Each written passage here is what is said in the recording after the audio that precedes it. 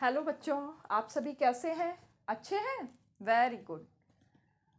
तो बच्चों, हमने जो पार्ट्स ऑफ स्पीच में अभी तक नाउन और प्रोनाउन के बारे में बहुत अच्छी तरीके से पढ़ लिया है। जिन बच्चों ने नहीं देखा हो वो एक बार वर्ब सीखने से पहले नाउन और प्रोनाउन भी जान लें। तो आज हमारा टॉपिक क्या है? वर्ब, जिसको हम हिंदी में क्या कहते हैं? क्रिया। और क्रिया की परिभाषा तो आपको अच्छी तरीके से आती है। पहले मैं हिंदी में ही लिख दूं। जिन शब्दों से किसी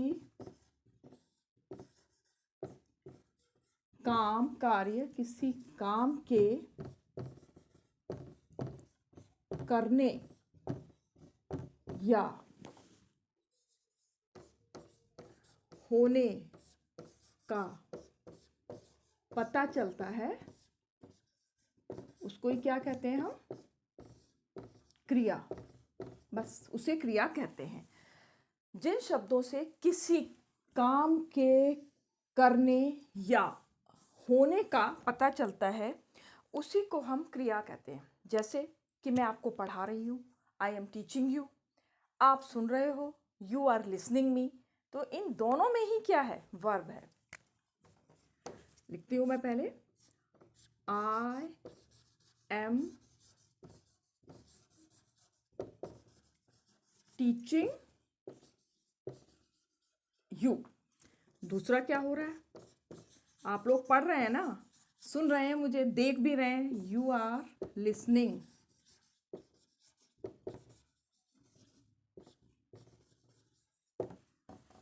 तो इसमें टीचिंग काम हो रहा है, लिसनिंग काम हो रहा है, ये दोनों ही जगह काम हो रहा है। तो ये क्या हो गई? वर्ब हो गई। यानी हम एक तरीके से देखें, वर्ब क्या है? हम दिन भर में कुछ ना कुछ काम करते रहते हैं ना। हम लोग पढ़ते रहते हैं, पढ़ाते रहते हैं, नाचते रहते हैं, कूदते रहते हैं, रोते हैं, हंसते हैं, ये सब। जैसे थोड़ा सा एग्जाम्पल, रीड पढ़ना, टीच पढ़ाना, और प्ले खेलना, क्राई रोना,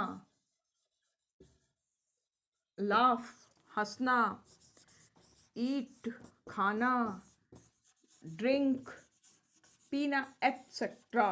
ये सब हम क्या करते रहते हैं? पूरे दिन में कुछ ना कुछ काम करते रहते हैं। और सारे ही काम किस में आ जाते हैं? वर्ब में।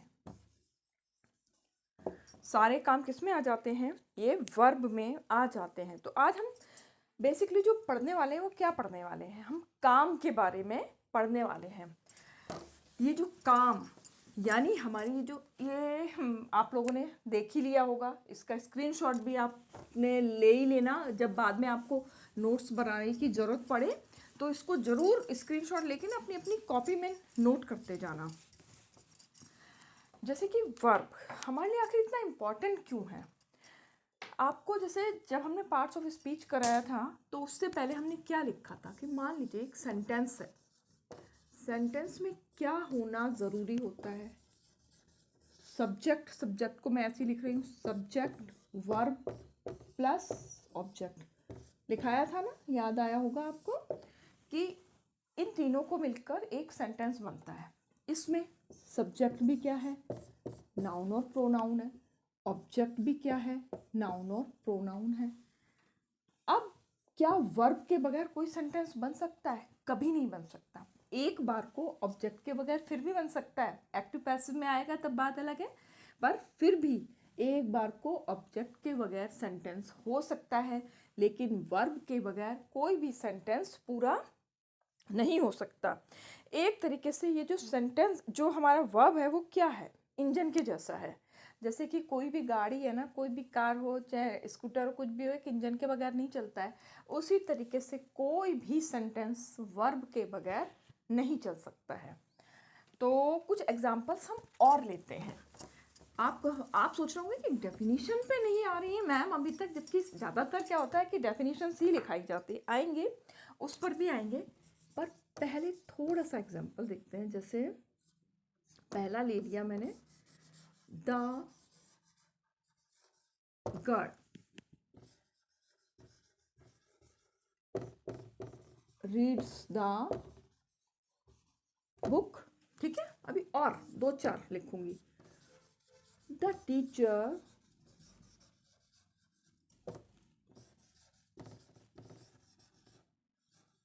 teaches a lesson।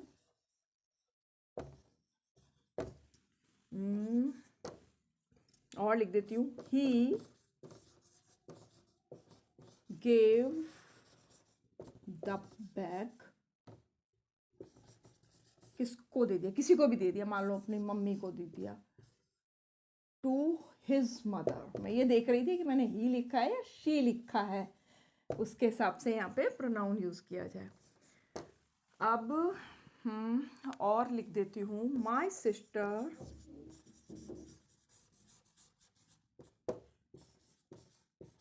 loved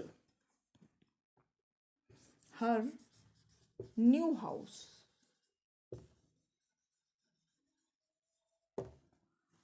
और एक और, my mother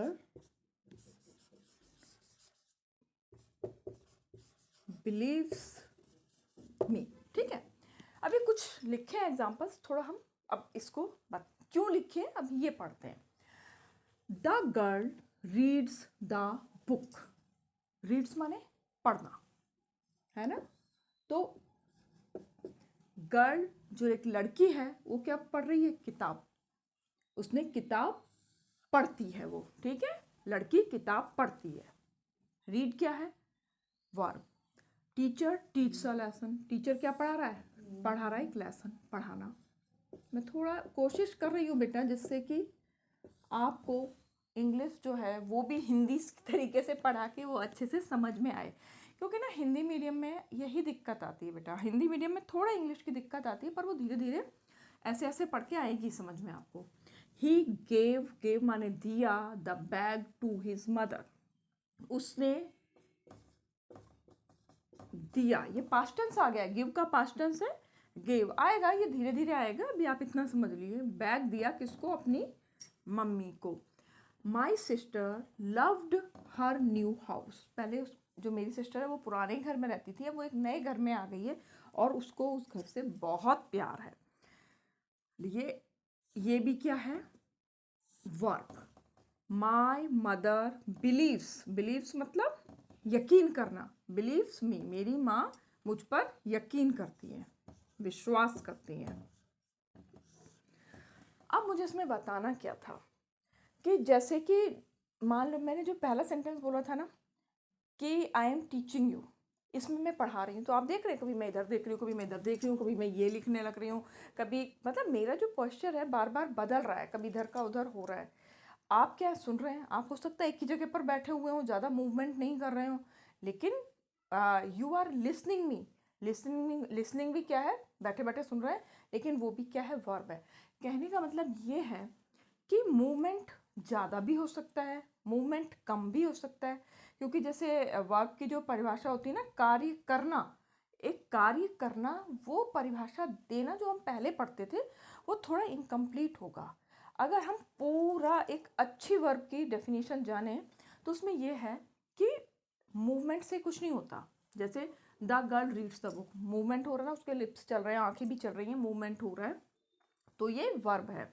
ऐसे ही इसमें भी पढ़ाने में भी मूवमेंट हो रहा है, ये भी है।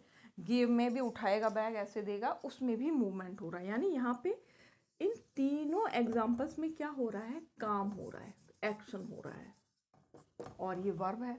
लेकिन अब ये my sister loved her new house, loved में तो कोई भाई ये तो एक फीलिंग है, कोई काम नहीं हो रहा है, लेकिन ये फिर भी वर्ब है, मतलब एक्शन नहीं है फिर भी वर्ब है।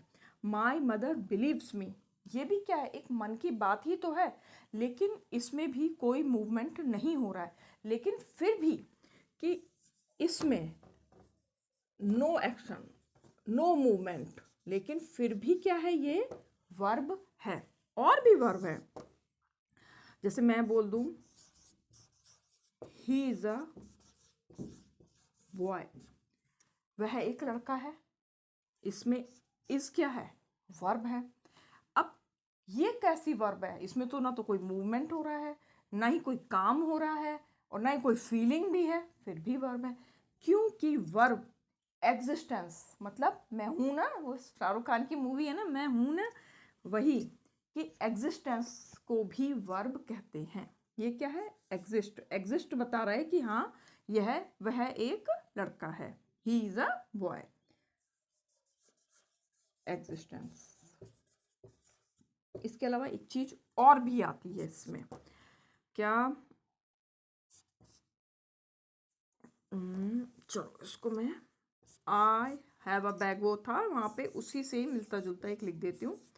आई हैव अ बैग, मैं एक बैग रखता हूँ, या मेरे पास एक बैग है।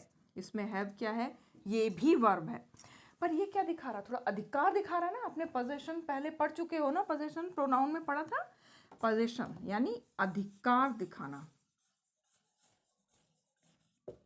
पोजीशन लिख दूं उसके आगे फिर से अधिकार, क्योंकि आप लोग भूल जाते हो तो सामने ही सामने एग्जिस्टेंस, मतलब क्या बोले इसको, एग्जिस्ट है, प्रेजेंट है वो बता रहा है। और पोजीशन क्या बता रहा है, अधिकार बता रहा है।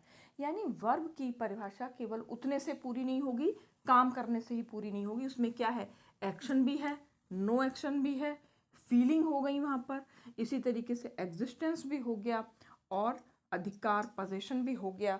इस तरीके से एक वर्ब के अंदर इतनी सारी परिभाषाएं आ गई हैं, इतनी सारी चीज़ें मिल रही हैं, वो है वर्ब। यानी वर्ब को हम केवल एक्शन से नहीं लेंगे, क्या बोलेंगे, डूइंग, डूइंग वर्ड्स। इसके लिए सबसे अच्छा वर्ड्स क्या है, verb is a doing words, कि काम हो रहा है भाई, काम चाहे वो हाथ पैर हिला के हो रहा हो, चाहे वो सोच के हो रहा हो, चाहे वो अपनी भावनाओं से हो रहा हो, चाहे वो अधिकार से हो रहा है, लेकिन काम हो रहा है। तो वर्ब के लिए अब हम आएंगे वर्ब की डेफिनेशन पर, कि और वर्ब के लिए एकदम एक जो वर्ड बोला जाएगा वो क्या है, verb is a doing words. अरे इसमें जैसे ना अभी क्या था, सब्जेक्ट तो आप लोग मैंने मिटा दिया, नहीं तो मेरे को बात करनी थी। सब्जेक्ट तो आप सामने ही सामने बिल्कुल आराम से कर सकते थे। जैसे एक क्या था, गर्ल वाला एग्जांपल लेती हूँ, मैं तभी बताने वाली थी, वो मिटा दिया मैंने। The girl reads a book, मतलब ये आप पढ़ चुके हैं वैसे नाउन में। इसमें क्या है, अगर आप मैं बोल दूं हु रीड्स अ बुक, तो हु से क्या निकल आएगा, ये, यानी क्या निकल आएगा, सब्जेक्ट। और सब्जेक्ट काम क्या कर रहा है, रीड। यानी सब्जेक्ट जो काम करता है वही क्या होता है, वर्ब होती है। सब्जेक्ट के द्वारा जो काम किया जाता है वो ही क्या है, वर्ब। ये बात बतानी थी। अब मैं इसके डेफिनेशन लिख देती हूँ। ये थोड़ी आपकी जो आप छोटी सी डेफिनेशन पढ़ते आए हैं, थोड़ा सा उससे बड़ी है, पर आपको ये समझ में आ जाएगी। A verb is the part of speech, ही तो पढ़ रहे हैं ना, ये पार्ट ऑफ स्पीच में ही तो ये सब नाउन प्रोनाउन, और अब हम वर्ब पर आए हैं। अ verb is the part of speech that tells us, बताता है कि व्हाट द सब्जेक्ट, ये जो मैं अभी आपको एग्जांपल से बताया है ना, subject doing. A verb is the part of speech that tells us what the subject are doing. Subject are doing कर देती हूँ, आर डूइंग, या आर की भी इतनी जरूरत नहीं है, सब्जेक्ट मतलब जो भी है सब्जेक्ट काम कर रहा है वो क्या कहलाएगा, वर्ब कहलाएगा। ठीक है,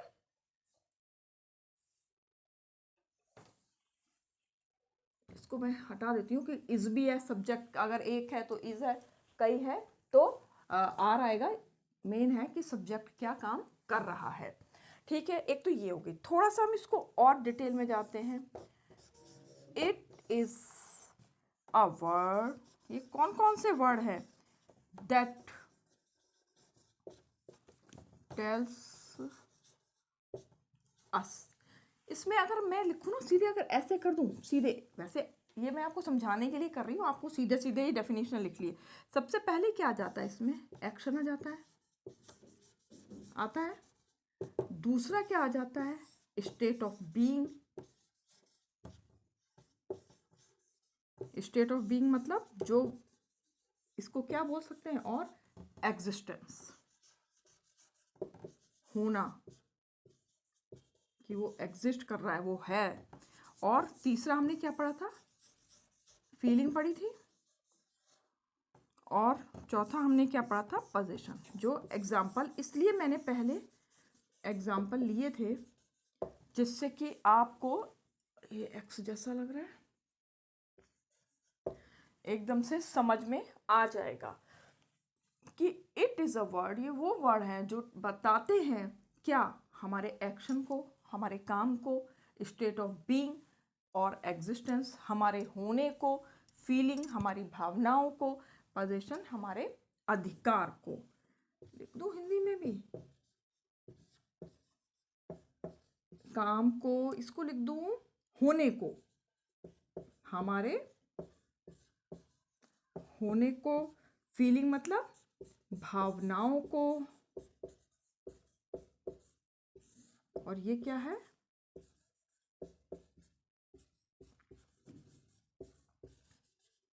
अधिकार को। ये मैंने इसलिए लिखा है अलग करके नंबर से, क्योंकि जब मैंने खुद से फील किया है कि जब मैं कोई चीज़ नंबरिंग में कर लेती हूँ तो थोड़ा याद करने में आसानी होती है, इसलिए किया है। वैसे तो ये डेफिनेशन पूरा ऐसे ऐसे ऐसे आगे जैसे होती है उस तरीके से आनी थी। तो इसमें आपको इस तरीके से ये बात पता चल गई, जो एग्जाम्पल्स पहले लिए गए थे उसको अब हमने डेफिनेशन के रूप में दे दिया। तो अब आपको डेफिनेशन आ गई।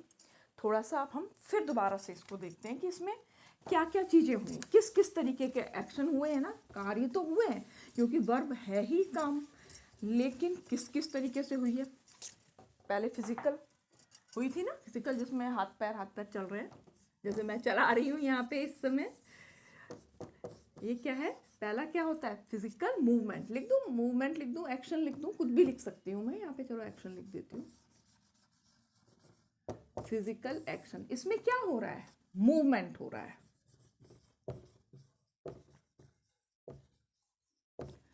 मूवमेंट हो रहा है। क्या क्या मूवमेंट होते हैं? फिर से वही, जैसे जंप मूवमेंट है, और इसके अलावा रीड भी क्या है? जंप है। और स्किपिंग होती है, वो भी रस्सी कूदती हैं लड़कियां, वो भी तो मूवमेंट है। प्ले में तो सब कुछ है, फुटबॉल खेलो, क्रिकेट खेलो, कुछ भी खेलो, मतलब etcetera.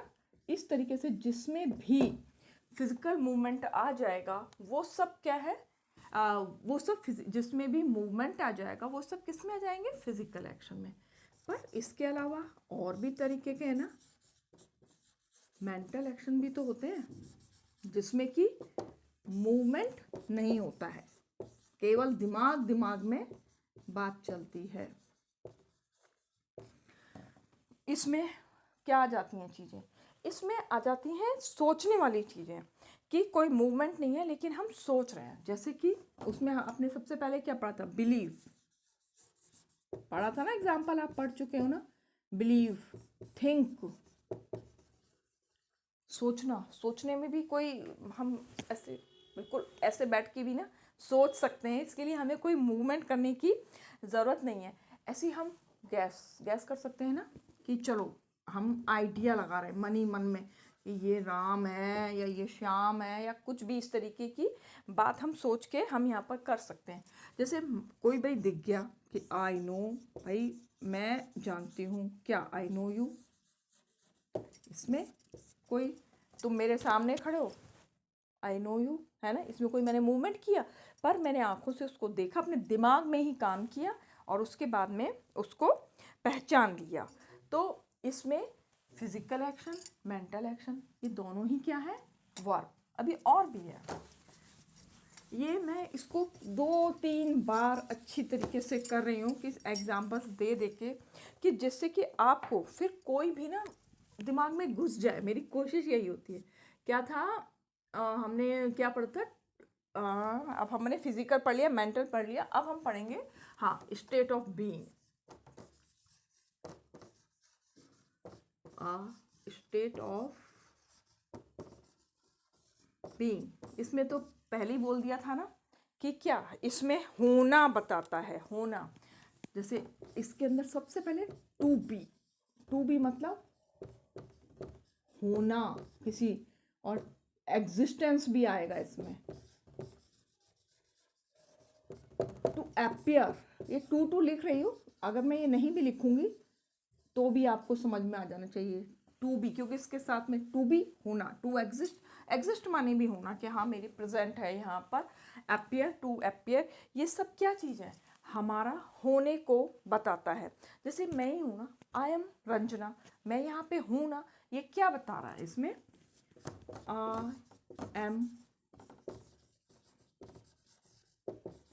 I am Ranjana, am verb है, मैं यहाँ पे हूँ, मेरी एग्जिस्टेंस बता रहा है, तो ये क्या आएगा, आ स्टेट ऑफ बीइंग।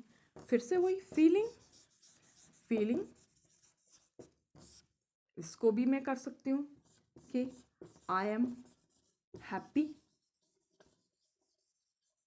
या यू आर सैड, अनहैप्पी, ये सब क्या है, ये भी वर्ब है, ये भी वर्ब है, और ये सब क्या है, इसमें कुछ नहीं है, ये सब क्या है, फीलिंग है। ये भी पोजेशन, वो पहले भी ये बताया जा चुका है, वही बस एक बार फिर से रिपीट कर दिया है इसमें कि this is my house,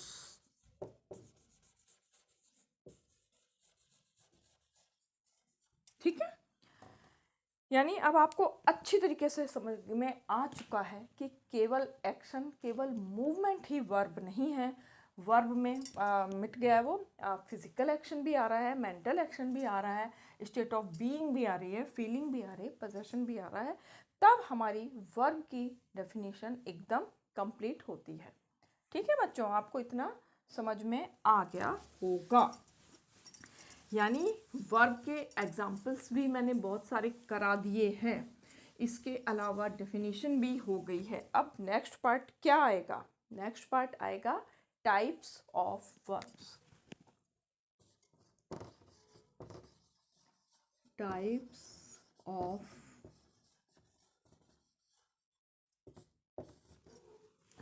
of verbs मतलब वर्ब्स के प्रकार, वर्ब्स कितनी तरह की होती हैं। तो मोटे मोटे तौर पे आप ये समझ लीजिए, ये 2 तरीके की हैं। मेन वर्ब, इसको हम प्रिंसिपल वर्ब भी कहते हैं, प्रिंसिपल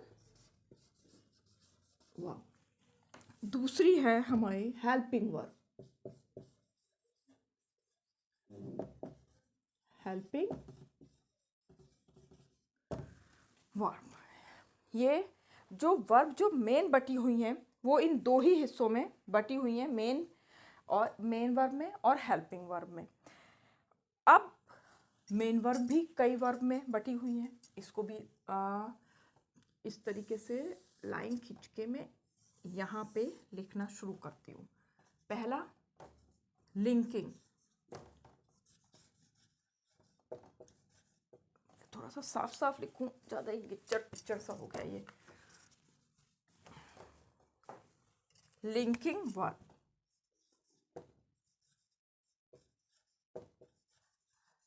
वर्ब नहीं लिख रही हूँ मैं इसको, और लिंकिंग वर्ब को क्या बोलते हैं, कॉपुलर। ये थोड़ा सा वर्ड थोड़ा कम फेमस है, वर्ब को मैं केवल ऐसे ही करके कर देती हूँ, पर इसका दूसरा नाम, जैसे मेन वर्ब को प्रिंसिपल वर्ब भी कहते हैं, इसी तरह से हेल्पिंग वर्ब को भी कहते हैं, इसका भी दूसरा नाम है ऑक्सिलरी, AUXILIARY,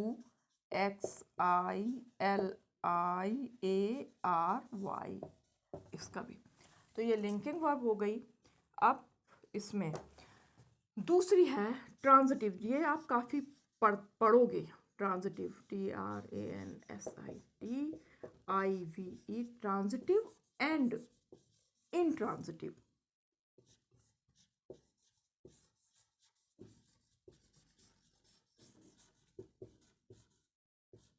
ट्रांजिटिव वर्ब को मैं केवल verb, transitive and intransitive verb.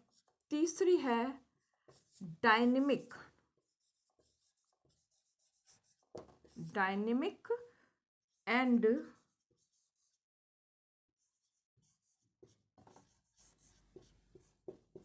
स्टैटिव verb, dynamic and स्टैटिव verb. इसके अलावा चौथी है regular and irregular.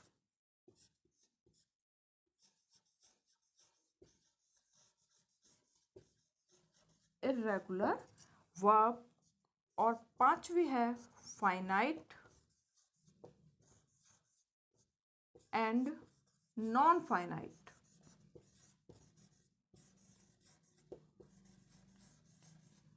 Non finite verb. अब इसमें जो नॉन फाइनाइट वर्ब है ना, वो फिर से 3 में बटी होती है। इसको घबराने की जरूरत नहीं है, ये बहुत हम आराम आराम से ना, ये अभी क्योंकि ना आपको टाइप्स हमें पढ़ाने हैं, लेकिन बाद में आपको जब धीरे धीरे पढ़ाएंगे तो सब क्लियर होता चला जाएगा। ये कितने में बटी है? 3 में बटी है। नॉन फाइनाइट पहला है इन्फिनिटिव,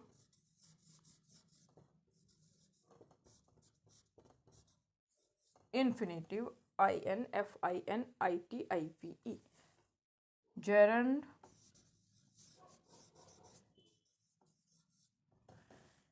इसका ना जेरंड को प्रोनाउंसिएशन में थोड़ा सा होता है, इसको जीरियन पढ़ते हैं, पर इसको जो सही बोलना है वो हमें जेरंड बोलना है। अगला है पार्टिसिपल,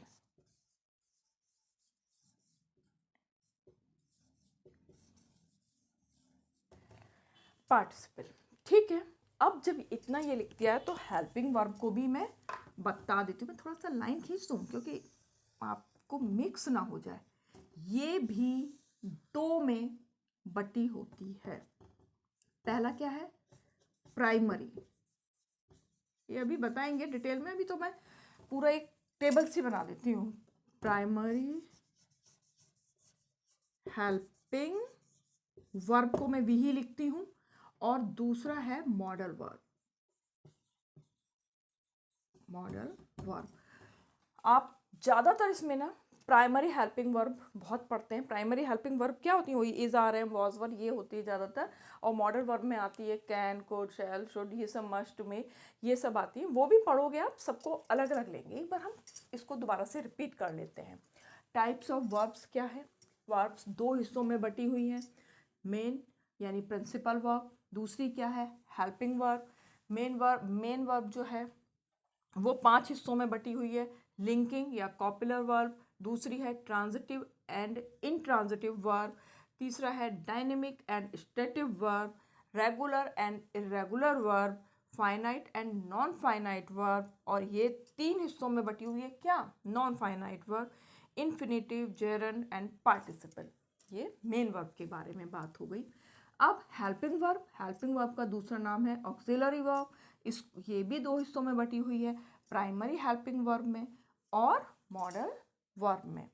आप इसको अच्छी तरीके से देख लीजिए, समझ लीजिए, उतार लीजिए, जैसे कि मैं आगे थोड़ा सा आज जो मैं करने वाली हूँ इकट्ठे नहीं करूँगी, बस मैं थोड़ा सा मेन वर्ब के बारे में और हेल्पिंग वर्ब के बारे में थोड़ा सा बताऊँगी। फिर बाकी मैं एक एक करके अलग अलग लेती जाऊँगी। तो उम्मीद है कि आपने इसको उतार लिया होगा।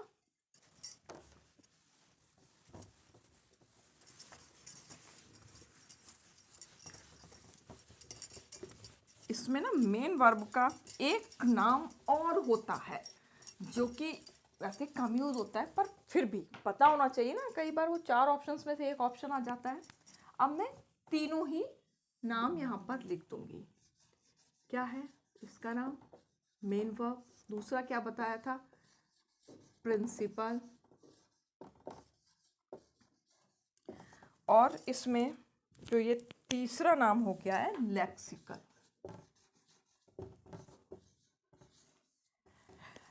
लेक्सिकल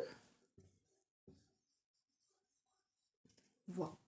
ये क्या है? हमारा मुख्य जो मेन पूरे सेंटेंस में जो वर्ब होती है वो क्या होती है, इसको हम कैसे पहचानते हैं? अगर हम हिंदी में, ये बहुत कॉमन सी बात हम बहुत पढ़ते हैं, जिसकी भी लास्ट में ना आए, पढ़ना, खेलना, सोना, गाना बजाना, नाचना, कूदना, खाना, पीना, बोलना, सबके लास्ट में क्या आ रहा है? नाना आ रहा है।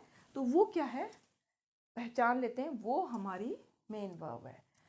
कि इसका काम मेन, अगर हम पॉइंट्स, मैं थोड़े पॉइंट्स का, कि इम्पॉर्टेंट बात होती है उसके लिए में, ये क्या है, इस वर्ब का जो काम करना है ना, वो एक्चुअल में यही वर्ब होती है। ये क्या दिखाती है? काम करना। मेन वर्ब का काम क्या है? काम करना ही इसका मुख्य काम है। जो भी बताएगी वो ये मेन वर्ब ही बताएगी। किसी भी सेंटेंस में मेन वर्ब अकेले भी आ सकती है और हेल्पिंग वर्ब के साथ भी आ सकती है। इसको भी थोड़ा सा ऐसे इम्पोर्टेंट ये लिख दूँ ये बात। ये है अकेले भी आ सकती है,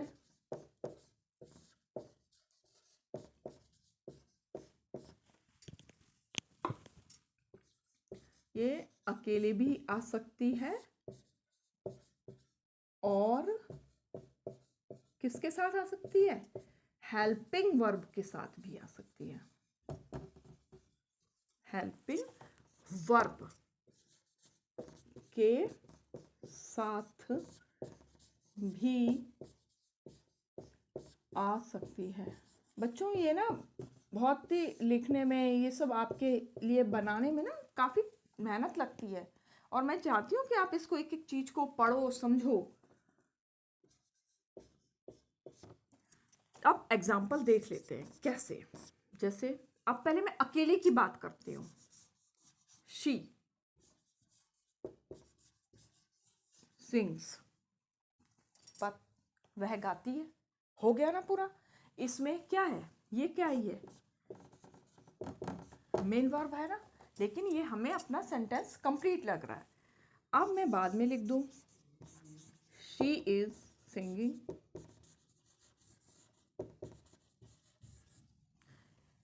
वह गा रही है। इसमें इज भी आ गया। अब आगे तो मैं आ सॉन्ग तो मैं और भी लिख सकती हूँ सेंटेंस बनाने के लिए, पर अभी हम यही, इज भी क्या है? वर्ब। ये कौन सी वर्ब है? Helping verb. और सिंगिंग क्या है? Main verb. यानी इस सेंटेंस में दोनों, मतलब ये नहीं है कि अरे दो दो कैसे आ गई, इसलिए ये लिखाया जा रहा है कि अकेले भी आएगी तो भी सेंटेंस बनेगा, और दोनों आ जाएंगी तो भी सेंटेंस बनेगा। दोनों ही तरीके से ये बात पूरी है। अभी हम इसको और ज़्यादा डिटेल में पढ़ेंगे, पर अभी इतना ही काफ़ी है। मैं अच्छा मिटा ही दूँ, नहीं तो फिर लिखा नहीं जाएगा। कि अब आप, एक अगला क्वेश्चन ये आता है कि क्या एक सेंटेंस में दो मेन वर्ब आ सकती हैं? बताइए, आप सोचिए जब तक मैं, क्या वाकई आ सकती हैं? क्या एक सेंटेंस में दो मेन वर्ब आ सकती हैं? तो उसका आंसर है यस, आ सकती हैं। सेंटेंस लिखने की जरूरत है क्या? दो मेन वर्ब भी आ सकती है। किसमें? सेंटेंस में। जैसे एग्जाम्पल मान लिया, Rahul runs and plays in the field। Rahul दौड़ता है और खेलता है मैदान में। इसमें रन्स क्या है? दौड़ना, मेन वर्ब। प्लेज, खेलना, क्या है? Main verb. सेंटेंस कंप्लीट लग रहा है ना, कुछ भी गड़बड़ नहीं लग रही है, यानी आ सकता है। और लिख दूं एक, चलो, गीता sings and dances, लिख दूं, dances in the school। वो क्या कर रही है? गाना भी गा रही है और डांस भी कर रही है। सिंग्स भी मेन वर्ब और डांसेस भी मेन वर्ब। यानी एक सेंटेंस में अकेली एक मेन वर्ब भी आएगी, आ सकती है, एक हेल्पिंग वर्ब और एक मेन वर्ब भी आ सकती है, और दो मेन वर्ब भी आ सकती हैं। कहीं भी इसमें कोई भी गड़बड़ नहीं होगी। अब हम अगला पढ़ते हैं। क्या है अगला? हेल्पिंग वर्ब के बारे में। क्योंकि मुझे इकट्ठा आपको नहीं समझाना है, एक एक करके ही समझाना है, इसलिए आज बस मेन पॉइंट्स।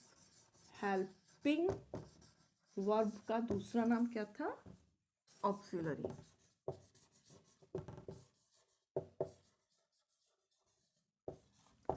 वर्ब ये कितने हिस्सों में बटी थी? पहले ही बताया गया था ना, 2 हिस्सों में। पहला क्या था? प्राइमरी, इस बार बड़ा बड़ा सा लिख रही हूँ, वो पहले भी लिखा था। Primary helping verb, modal verb. इसमें क्या क्या आ जाता है? इसको ऐसे नहीं लिखती हूँ मैं, ऐसे बस। इसमें क्या क्या आ जाएगा? Is, are, am. अच्छा, इसको मैं इस तरीके से नहीं बताती हूँ। जो ये प्राइमरी वर्ब है ना, इसमें मेन क्या है? 3 चीज़ें आती हैं। वो क्या? बी हैव, होना बताया, हैव और डू। अभी इसमें बी के अंदर क्या क्या आ जाएगा? इसमें आ जाएगा इज, आर, एम, वॉज, वर, और हैव रखता है। इसमें क्या क्या आ जाएगा? हैज़ आ जाएगा, हैव भी आएगा, हैज़, हैव और हैड आ जाएगा। डू में क्या क्या आता है? डू में क्या क्या आएगा? डज, डू तो है ही है, डू और डिड आता है। अभी मैं आऊंगी इसको फिर से। अब इसमें क्या क्या आ जाता है? कैन आ जाता है, कुड आ जाता है, विल आ जाता है, वुड आ जाता है, शैल आ जाता है, शुड आ जाता है, मस्ट आ जाता है, मे आ जाता है, और टू ऑट आ जाता है, और भी एक आध और भी है एटसेट्रा, जो वो इसमें आ जाते हैं। इसको हम पूरा डिटेल में पढ़ेंगे। मेन जो है ना, ये हेल्पिंग वर्ब भी जो है, इससे पता क्या चलता है? इससे हमें टाइम पता चलता है। ये हमें बताता क्या है? टाइम बताता है। अगर ये हेल्पिंग वर्ब नहीं हो ना, तो हमें पता ही नहीं चलेगा कि काम अभी हुआ या काम हो चुका या काम होने वाला है। तो ये बेसिकली इसका क्या काम है? ये हमें टाइम बताता है। आपने इसको भी थोड़ा सा उतार लीजिए, उसके बाद फिर मैं थोड़ा आगे की तरफ बढ़ूंगी। स्क्रीनशॉट ले लीजिएगा। अब थोड़ा सा आप लोगों को मैं मैथ्स पे लेके जाती हूँ। मैथ्स में अगर आपने इंटीजर्स पढ़े हैं, पूर्णांक, पूर्णांक में हम क्या सीखते हैं? नंबर लाइन सीखते हैं। कैसे बनाते हैं इसे? नंबर लाइन कैसे बनती है? नंबर लाइन कुछ ऐसे, इसमें बीच पे 0, इधर इधर इधर इधर इधर इधर इधर क्या +1 +2 ऐसे चलता जाता है। ये -1 -2 कुछ इस तरीके से होती है नंबर लाइन मैथ्स में। इसी तरीके से अगर हमें ये समझना है तो इसमें हमें क्या समझना है? Time line. इसमें क्या होती है? टाइम लाइन होती है। किस तरीके से? 0 पे क्या है? Present time, present time. जो बीत चुका वो क्या है? Past time. जो आने वाला है वो क्या है? फ्यूचर। मैं हिंदी में लिख देती हूँ। ये क्या है? वर्तमान काल। और ये क्या है? भूतकाल, जो बीत गया। और ये क्या है? भविष्य काल। अच्छा, अब मैं आपसे ये पूछूं कि प्रेजेंट टाइम में क्या आता है? प्रेजेंट टाइम मतलब क्या एक दिन आ जाता है पूरा प्रेजेंट टाइम में? बताइए आप, एक दिन पूरा आता है क्या प्रेजेंट टाइम में? नहीं आता। प्रेजेंट टाइम केवल क्या है? एक सेकंड, बस अभी अभी है प्रेजेंट। अगर अभी समझो आप और मैं जो बात कर रहे हैं उसमें भी जो वर्ब की जो डेफिनेशन समझाई थी वो भी किस में चली गई? पास्ट में। मैंने जहाँ से पढ़ाना शुरू किया था वो क्या हो गया? पास्ट हो गया।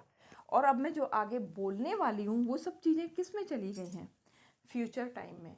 तो इस तरीके से अगर हम प्रेजेंट को माने तो प्रेजेंट केवल क्या रहता है?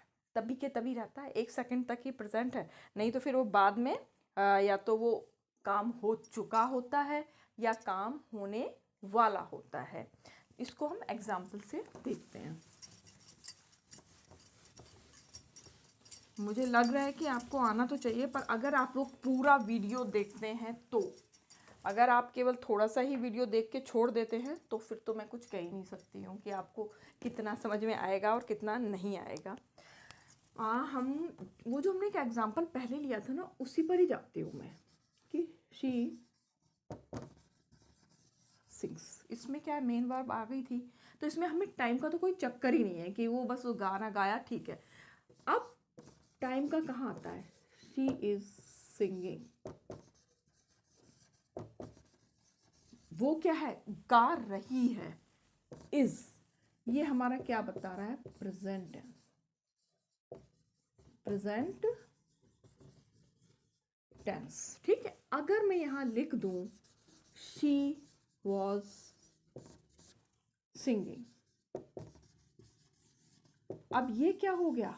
था, वह गा रही थी, यानी पास्ट टेंस को मैं बस ऐसे ही लिख देती हूँ। अगर मैं यहां ये कर दूं शी विल सिंग, यानी वो गाएगी, ये क्या हो गया? फ्यूचर में। अगर हमारी ये वर्ब नहीं होती हेल्पिंग वर्ब तो क्या हमें टाइम का पता चलता? नहीं। यानी पूरा जो टेंस बेस्ड है किस पे बेस्ड है? वो टाइम पर। टेंस हमें क्या बताता है? टाइम बताता है। अगर टेंस नहीं हो तो हमें पता ही नहीं चले कि क्या काम हुआ, क्या काम नहीं हुआ, क्या काम होने वाला है। तो इसकी इसमें मुख्य भूमिका है। जो हेल्पिंग वर्ब और मेन वर्ब है ना वो पक्के दोस्त हैं एक तरीके से। हेल्पिंग वर्ब उसकी हमेशा ही मदद करती है। तो एक तरीके से मैं ये सभी कुछ आपको बता चुकी हूँ। बस थोड़ा सा मैं एक बार हल्का सा जो ये इज आर एम जो बी में क्या क्या था ना वो उस चीज़ को थोड़ा और क्लियर कर देती हूँ।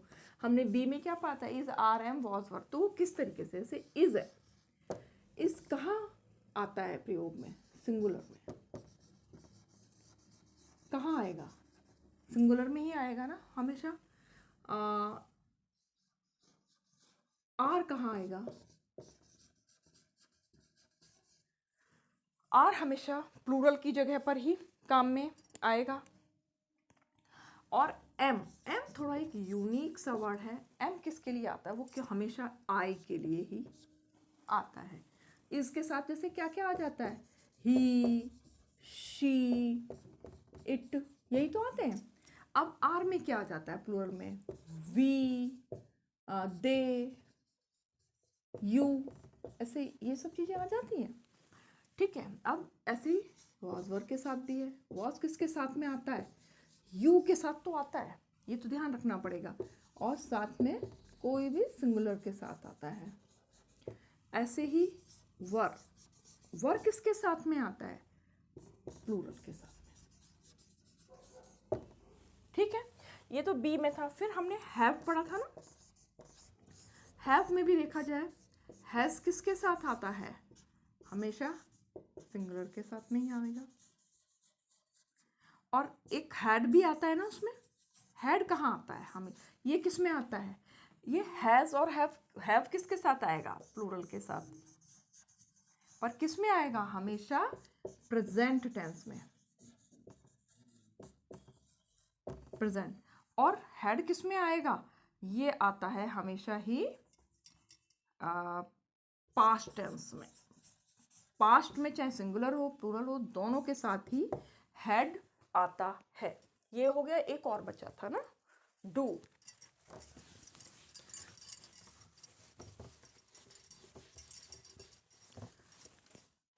डू में भी क्या है, एक हो गया डज और एक हो गया ये डिड।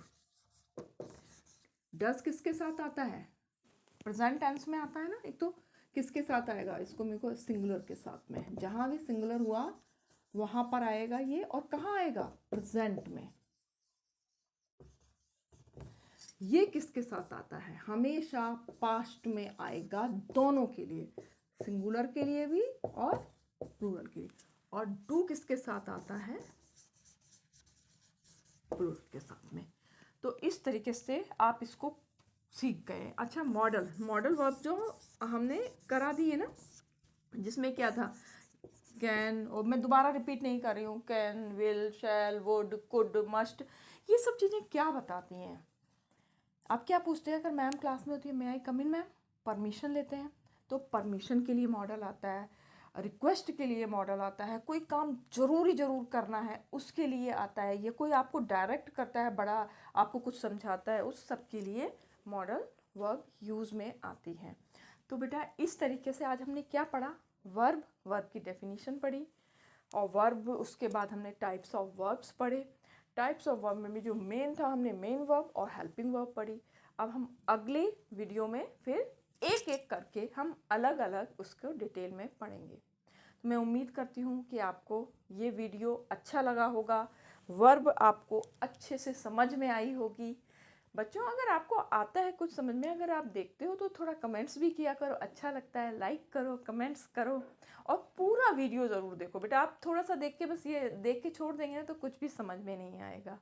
तो आपको वीडियो पसंद आया हो तो लाइक कीजिएगा, चैनल को सब्सक्राइब कीजिएगा, और अपने प्यारे प्यारे से कमेंट्स ज़रूर दीजिएगा। तब तक आप सभी अपना ध्यान रखें। Bye bye.